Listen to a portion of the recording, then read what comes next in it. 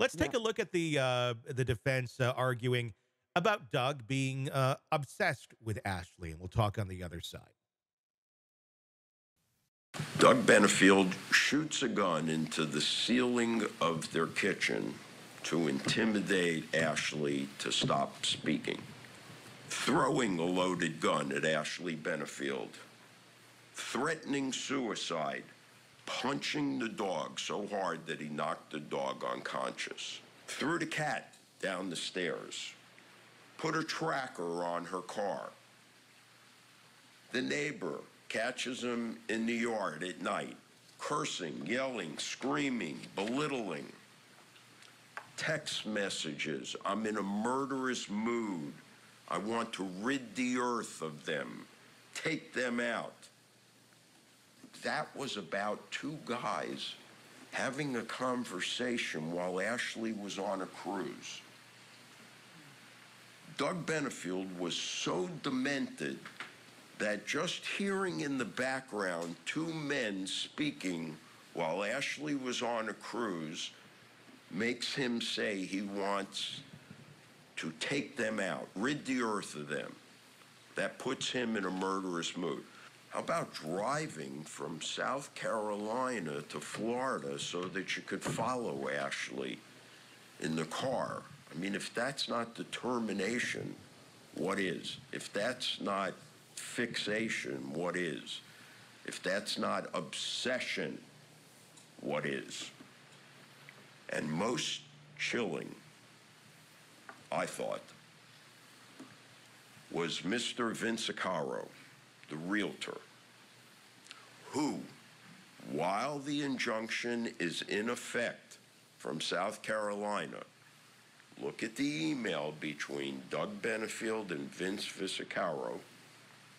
I asked him, did you have any dealings with Douglas Benefield? Yes, I did. What was it? He was a customer looking to buy a home. Where was that home?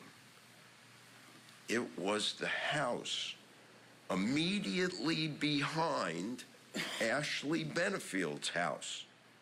This is sick, ladies and gentlemen.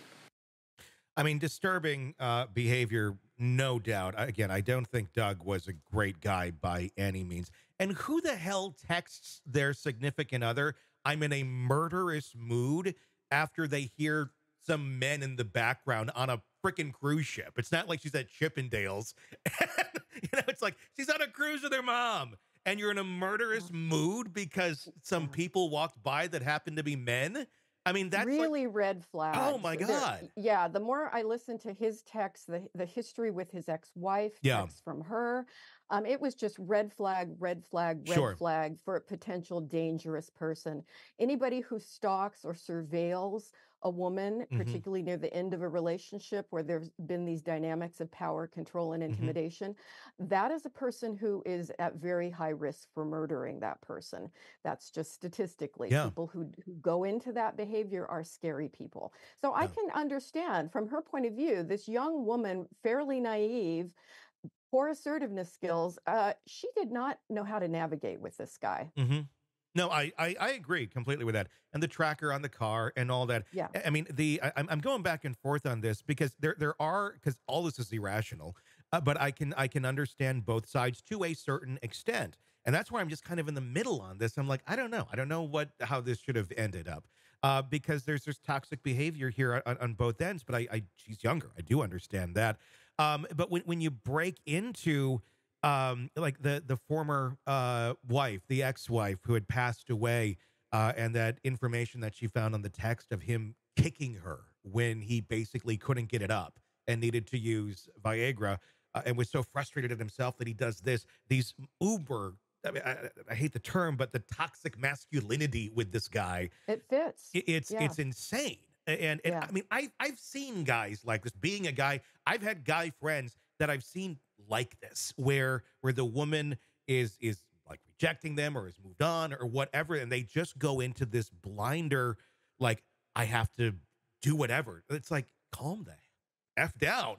What? But it's scary because it's like a switch is flipped and you're not going to get him out of that mode. It's like this weird obsession.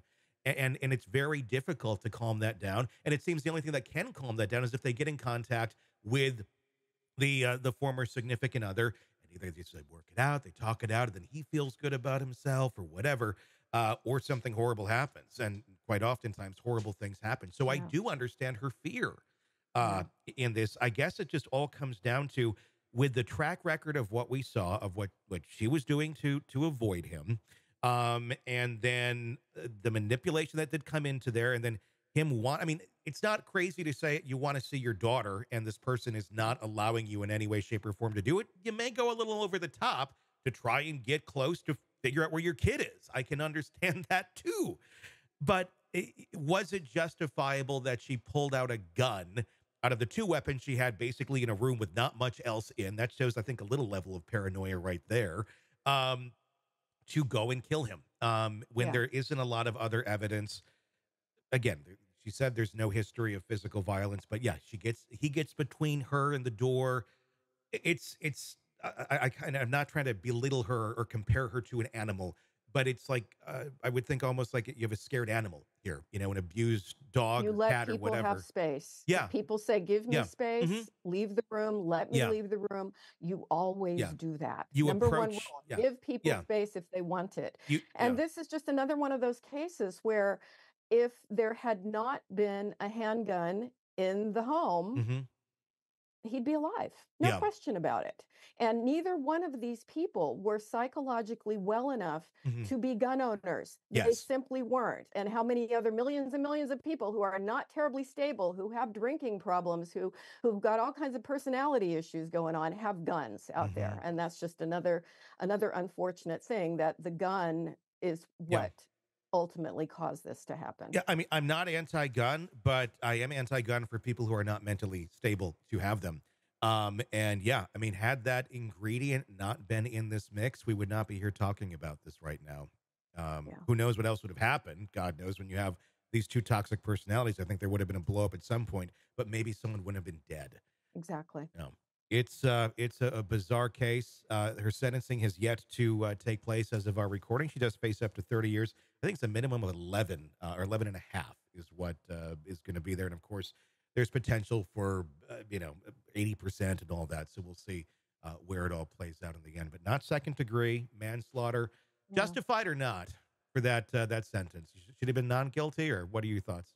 After listening to all the testimony and particularly the professionals that worked with them both, I would have said not guilty. I mean, I think it's a horrible, horrible, horrible thing, and terribly, terribly regrettable in all directions. But I personally wouldn't have convicted her. Sure.